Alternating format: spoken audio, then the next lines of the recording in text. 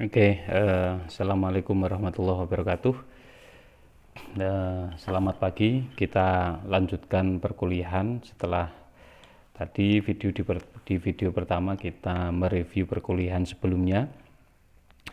Pada video berikut ini kita akan membahas materi pertama, yaitu tentang uang. Anda bisa buka PowerPoint atau mungkin PowerPoint yang sudah di print out, yang bisa kalian download di Google Classroom yang sudah saya kirimkan. Jadi semua materi sudah saya kirimkan. Jadi ketika perkuliahan seperti ini Anda tinggal nanti menyimak, diperhatikan. Nanti kalau ada mungkin sesi tanya jawab, Anda bisa bertanya. Jadi materi ini bisa Anda lihat di PowerPoint 02 uang oke. Nah, itu silahkan Anda buka. Saya akan mulai materi tentang uang.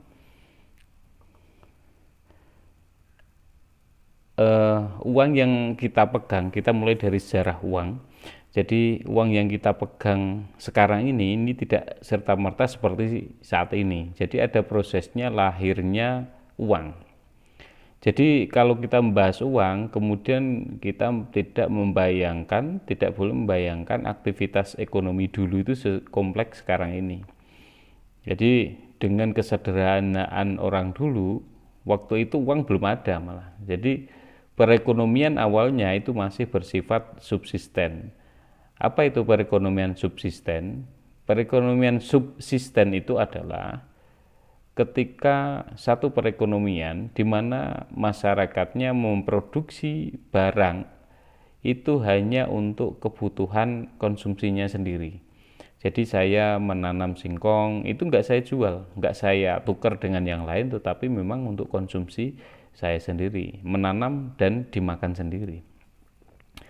Kemudian itu berlaku ya makanan, yang kemudian pakaian dan sebagainya. Kemudian kalau kita lihat pakaian yang nggak sekompleks sekarang ini, pakai batik yang motifnya macam-macam dulu belum ada.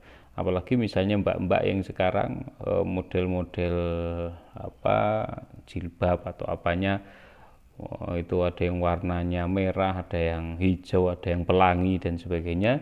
Tentunya nggak sekompleks hari ini yang kita lihat. Kalau pakaian, kalau kita bisa lihat dulu itu ada yang cuman memakai, ada yang karung goni itu sudah maju, mungkin hanya ditutupi daun pisang dan sebagainya, dan itu kan ada. Jadi sekali lagi waktu itu perekonomian masih perekonomian subsisten. Jadi masyarakat itu memproduksi barang itu hanya untuk kebutuhan mereka sendiri, jadi habis untuk kebutuhan sendiri.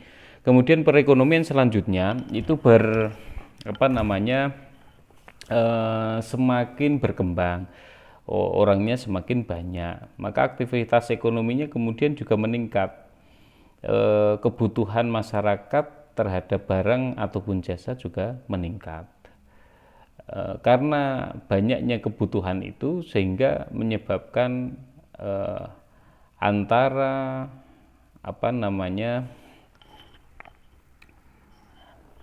individu satu dan individu yang lain itu tidak bisa mencukupi kebutuhannya secara sendiri. Artinya mulai ada yang misalnya dulu itu cuman menanam padi, kemudian semakin kompleksnya perekonomian ada juga yang menanam jagung. Yang menanam padi ini pengen jagung, yang jagung pengen padi.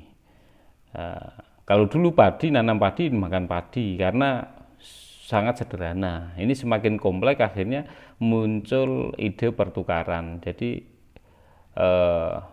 ide pertukaran antara tadi contohnya padi dengan jagung.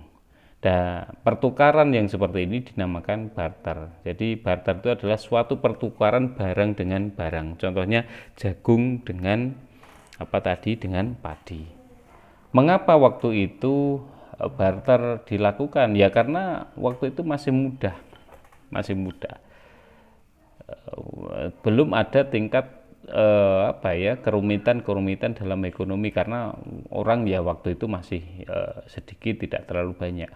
Kemudian dalam perkembangan waktu, barter ini mengalami kesulitan.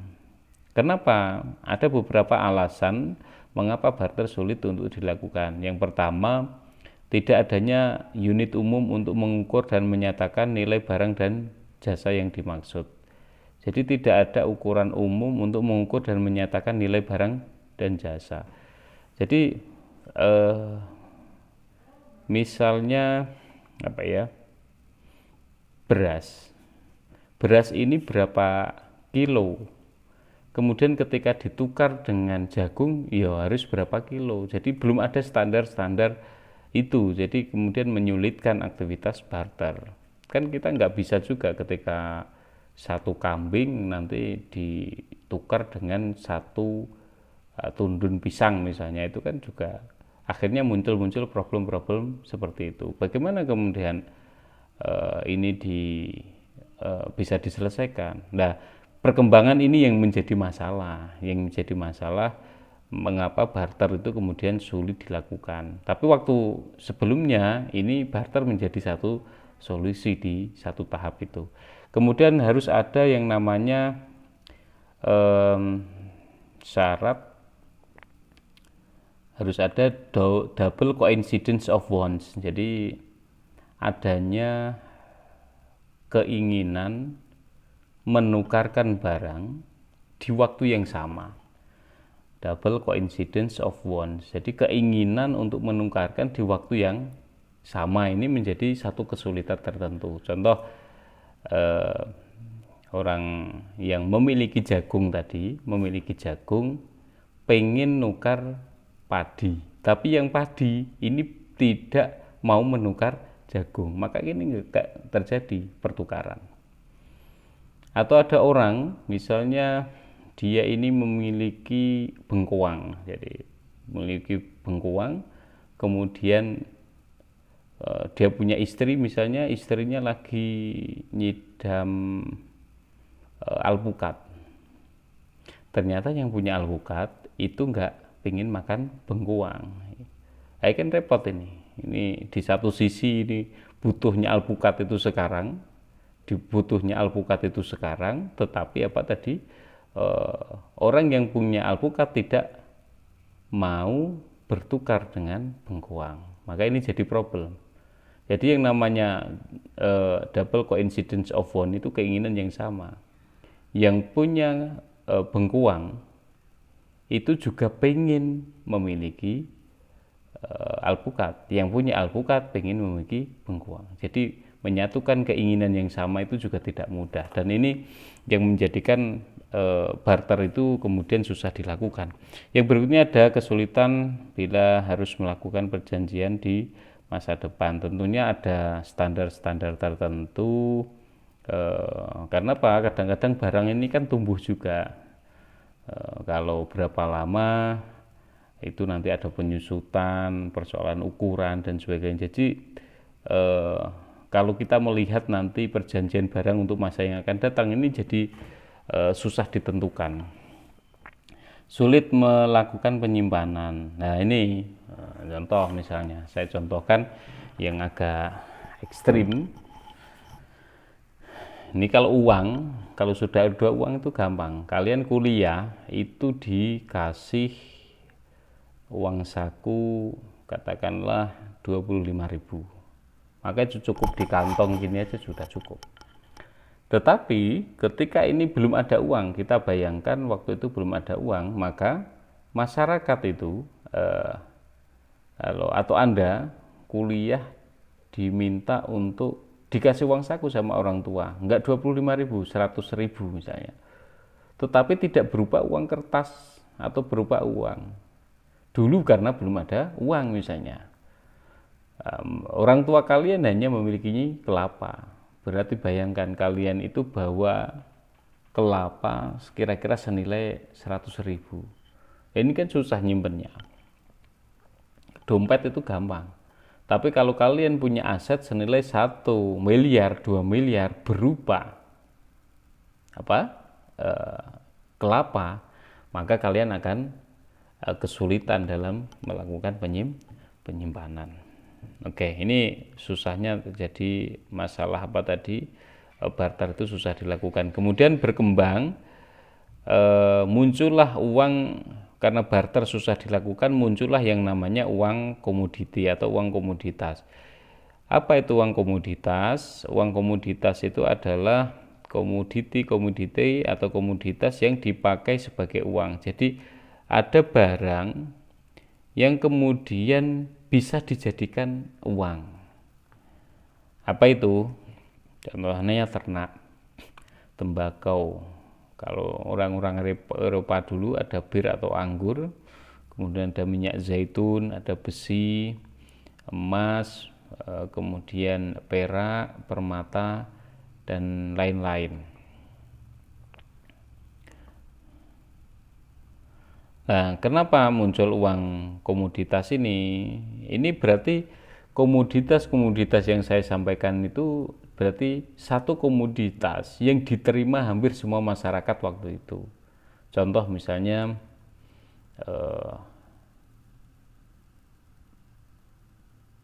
besi atau emas misalnya. Emas waktu itu orang sudah menerima.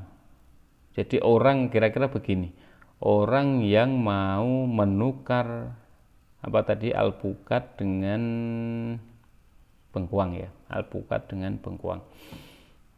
Kalau yang punya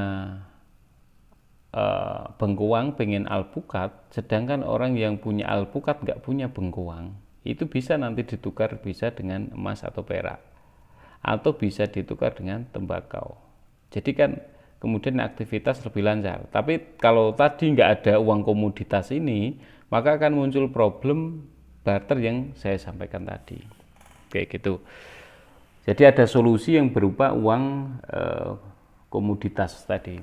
Kemudian berkembang menjadi uang-uang emas dan perak, terkonsentrasi di uang emas dan perak. Ini menjadi mata uang. Kemudian yang berikutnya, karena emas itu mungkin semakin terbatas, termasuk sumber daya yang tidak bisa diperbarui, aktivitas manusia semakin banyak, uang emas dan perak itu kemudian diganti, bergeser menjadi uang kertas.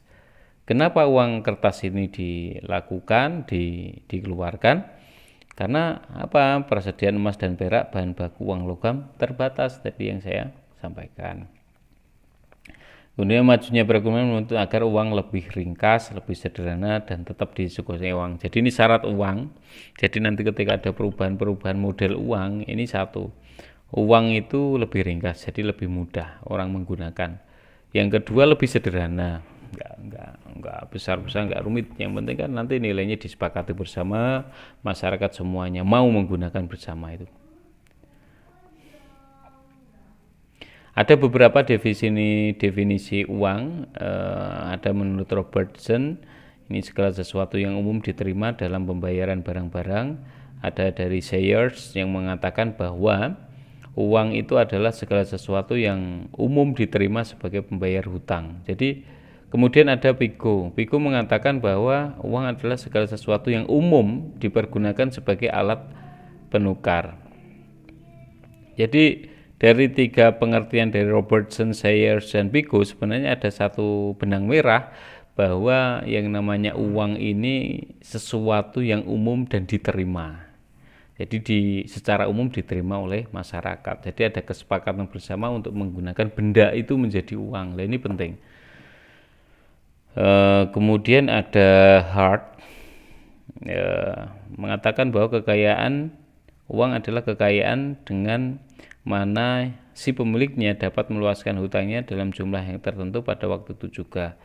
Kemudian ada Thomas yang mengatakan segala sesuatu yang siap sedia dan pada umumnya diterima umum dalam pembayaran pembelian barang-barang, jasa-jasa, dan untuk pembayaran hutang.